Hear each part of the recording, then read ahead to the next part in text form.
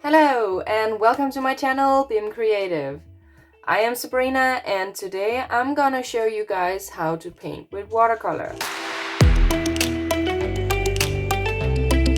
It's actually only about 1 year ago that I started my watercolor journey. I have not been painting with watercolor before that. And in the beginning I had no idea how to work the watercolor or what I was doing.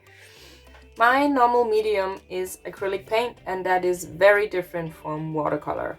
But in the past year I have been practicing a lot with watercolor and now I want to help out the beginners who want to start their own journey with this medium. So in this video I'm going to share everything I've learned from the beginning until now, and hopefully that can help you guys find your way in this world of watercolor. So let's start out by finding what we need. You need 2 containers with water, one for clean water and one for the dirty water. I will show you later what I mean. Then you need some paper. It could be any paper you have, it doesn't have to be watercolor paper, but I always use watercolor paper 300 grams cold pressed. Then some paper towel or tissue paper would be really good to have as well. You can use that for lifting and to dry your brushes. Then you need a brush. It could be any brush you have. Right now it doesn't have to be specific ones. Just for you to start with, use whatever you have. I choose these 3 for now because they have different sizes and I like using flat ones and pointy ones. I'm adding an extra pointy one later. Now it's time for you to choose some watercolors, and there are different kinds of watercolor. You can use pans or tubes or even pencils, crayons or liquid. You can check out this video where I try out 4 different types of watercolor and maybe that will help you figure out what will be the best fit for you. In this video I'm going to use pans. This is what I normally use, especially my wheel. I really love that wheel because it has a lot of different colors and it's really pigmented. And this is what you need. Oh, another good thing to use is some masking tape to hold down your paper. So here I'm putting down the masking tape on all 4 sides of the paper to hold it down. If you want to paint the whole piece of paper, I really like how the masking tape is making the edges white. I feel like it's a really cool look, but otherwise it also helps flatten out the paper as the water can make the paper bend. When you use watercolor in pans, you need to activate the pigments by making it wet. So use a clean brush with some clean water to make the paint wet. Oh, and I forgot, if your pans doesn't come with it, then you need a mixing tray as well. A lot of pans come with mixing trays in the lid, but my wheel doesn't, so I use one next to it. As you can see, I'm using warm water to get rid of the paint, and then I use the clean water to really clean the brush.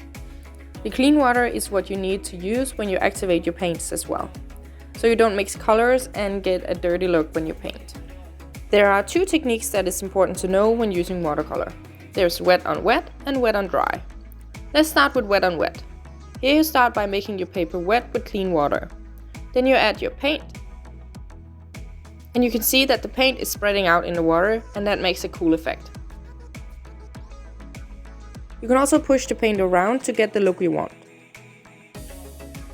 When using wet on dry, you just keep the paper dry and start painting. Here you get a darker color and a more vibrant color. And you can really get detailed when you paint on dry paper. You can also try mixing the 2. Here I use less water on the paper and I only make a part of the paper wet. That way I can get detailed on the top, but by pushing the paint towards the wet, it starts spreading out.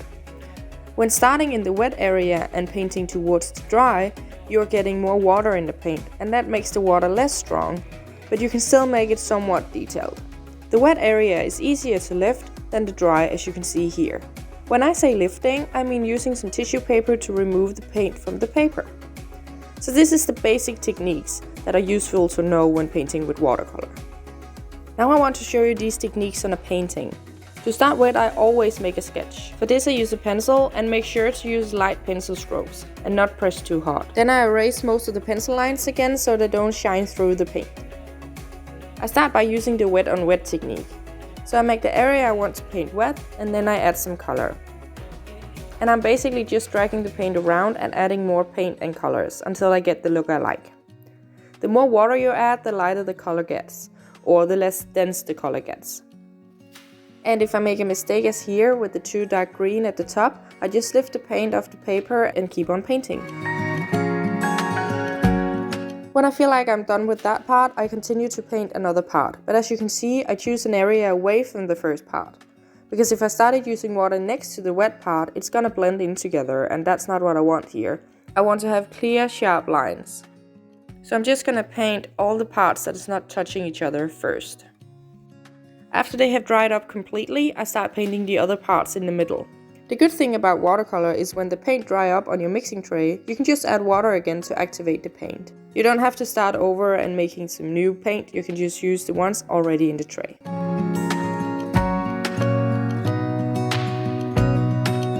If you want to speed up the drying, you can use a hairdryer. When the first parts I painted are all dried up, you can see that they don't have the same vibrant colors anymore. So I just keep adding layers of paint until it has the colors I want. If you want to keep an area white, make sure to not add water to that area or lift the paint off the paper to highlight it.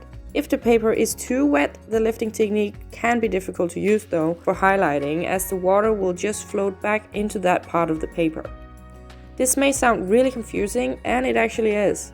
My best advice for you is for you to try it yourself. There's no one correct way to paint with watercolor, and the more you try it yourself, the more you found out a way that works for you and gives you the result you want. So I'm really glad that you decided to watch my video on how to paint with watercolor, and I hope you're getting something out of my tips. But you need to find your own way and learn by doing. Trial and error, that's the only way. The painting is completely dry. I'm using the wet on dry technique to add some prickles. And you can see that the small details are not floating out or blending in with the other paint or anything, because it is wet on dry. But remember, the paper has to be completely dry if you want to make clear small details. I hope you got something out of this video so you can start using watercolor yourself. But I have to say, you have to try it yourself. You have to feel the water and the paint with your own hands, using a brush. It is the only way that will help you in this process. I know I may not use watercolor as other people are doing it, but I like the results I get, and I'm having fun while I'm painting it, and that's all that matters.